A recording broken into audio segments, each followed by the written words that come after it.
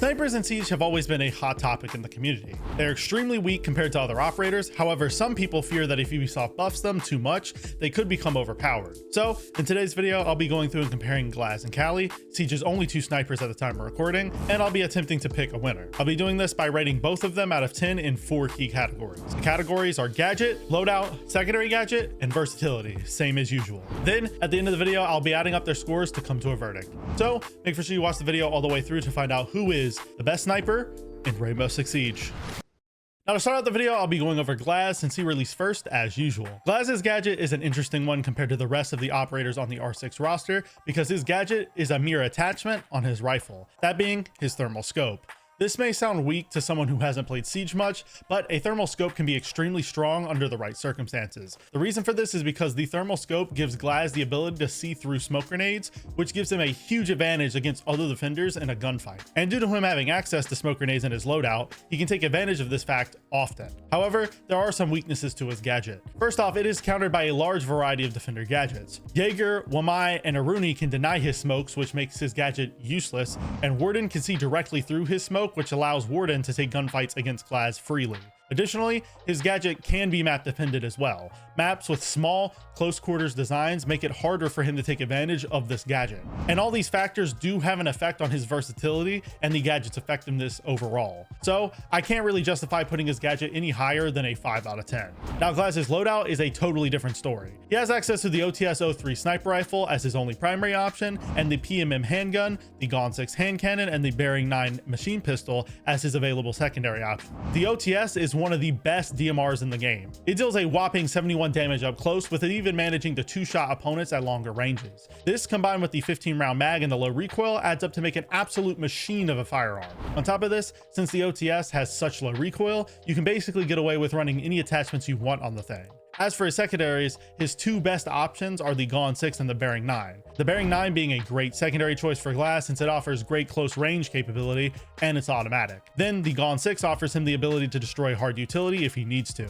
Overall, considering his loadout covers just about everything, I think his loadout deserves a solid 9 out of 10 in this category. Now, his secondary gadget options are amazing as well. He has the choice between claymores, smoke grenades, and frag grenades. Claymores are useful if you plan on doing a lot of rappel work with Glaz, but they are by far the least useful out of his options. The smoke grenades are strong, obviously, since his gadget allows him to see through them, and the nades that he has at his disposal are obviously strong due to them allowing him to pick up free kills or to destroy hard utility. Once again, like his loadout, his secondary gadgets just kind of do it all. So I think he deserves a perfect score of 10 out of 10 in the secondary gadget category. Now for the final category, versatility, Glaz performs pretty good here as well. Since Glaz has so many different options when it comes to his loadout and secondary gadgets, you can play him in a ton of different ways. You can bring nades and a G.Skill to make him a utility destruction machine. You can bring smoke grenades and his Bearing 9 to play more aggressively, or you can bring a combination of both to make him more versatile. However, what holds back Glaz is that his gadget is countered by a large array of operators.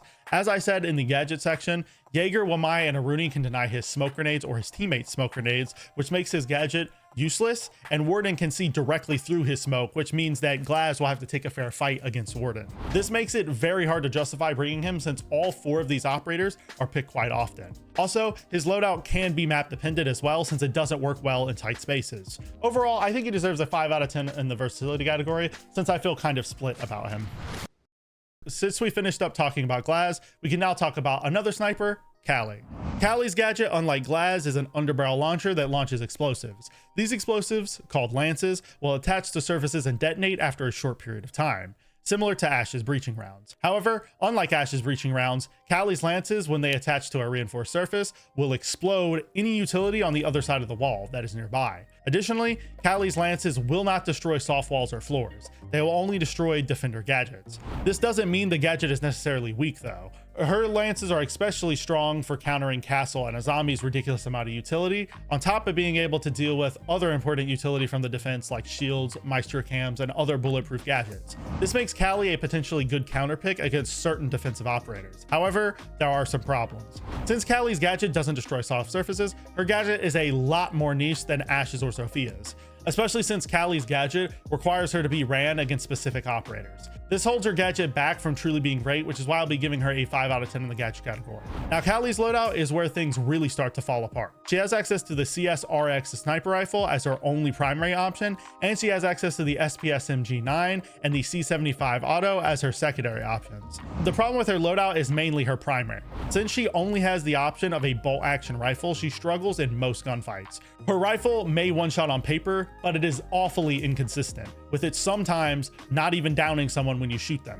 And also, healing operators like Rook and Doc can make Kali completely useless, because if you down someone, they can just revive themselves with Rook's armor or revive themselves with Doc stims. Additionally, since her rifle is bolt action, if you miss your shot, you'll most likely get killed. Also, any close range engagements will likely cause you to get killed as well. Now, I have to admit, her secondary weapons are really good.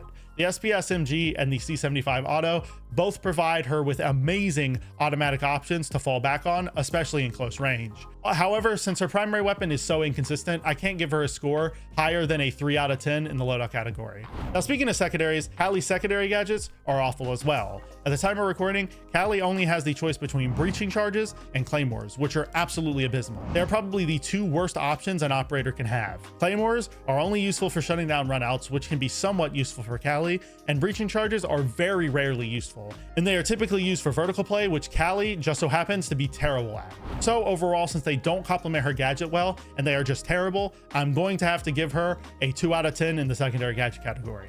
Now, for the final category, versatility, Kali has a lot of issues holding her back. First off, Kali's gadget design means that to get the most out of her, you need to pick her against specific operators. However, this wouldn't be an issue if her loadout didn't hold her back so much. The fact that Kali is locked into using a sniper rifle as her main weapon makes her extremely map dependent, since her loadout requires her to play at longer ranges. And if she wants to take gunfights in closer ranges, she is forced into a secondary weapon that isn't great at medium range. This means that when using Kali, you're always at risk of having a gunfight with a gun that isn't optimal for the distance, which makes her feel awful to play. So, considering she is so map dependent and her loadout forces her to play a specific way, I think she deserves a 1 out of 10 in the versatility category.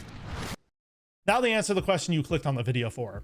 Who is the better operator? Well, let's go to the scores, which I'll be separating by category. Now, in the gadget category, Glaz and Kali tied with a score of 5 out of 10. Then in the loadout category, Glaz got a score of 9 out of 10 and Kali got a score of only 3 out of 10. Then moving to the secondary gadget category, Glaz got a score of 10 out of 10 and Kali got a score of 2 out of 10. Then in the final category, versatility, Glaz got a score of 5 out of 10 and Kali got a measly 1 out of 10. This means that Glaz got an overall score of 29 out of 40, while Kali only got a score of 11 out of 10. Obviously, Glaz won by a landslide. This is probably no surprise to anyone, considering most people consider Kali to be the worst operator in the game, and I honestly can't argue against it. She needs some sort of changes to her loadout and maybe even her gadget if Ubisoft wants her to be competitive in the current meta. Anyways, hopefully you guys enjoyed today's video. If you did, I make siege content just like this twice a week, so go subscribe to the channel and follow me on Twitter if you don't want to miss the next upload. Also, if you want to be involved in future videos, go ahead and join up in the Discord. I'm trying to get more active over there, so go ahead and join up.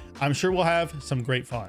Now, if you want to watch another video just like this one, I'll be popping up on your screen right now, where I pin Azami and Castle head to head to see who is the best site setup operator.